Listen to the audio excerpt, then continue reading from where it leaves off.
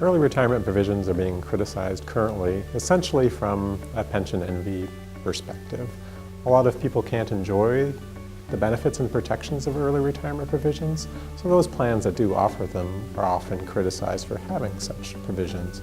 Especially as our longevity improves, people question should they still exist in our pension plans as people try to encourage people to work longer. And they see this as a hindrance or an opportunity for people to retire earlier when some policy people are trying to make people work later. There's a lot of growing research about the impacts of people who are forced or retire earlier than expected. The research that I've seen suggests that only about 10 to 15% of people expect that to happen to them, but in fact the research shows that 50 to 70% of people are retired or forced to retire earlier than they had planned.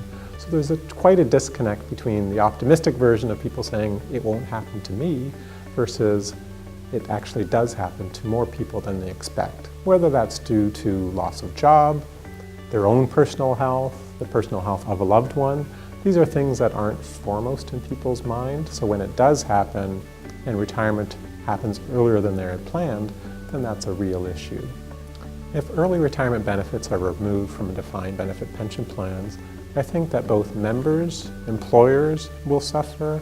From a member perspective, clearly their retirement income will be significantly reduced if they end up retiring earlier than expected.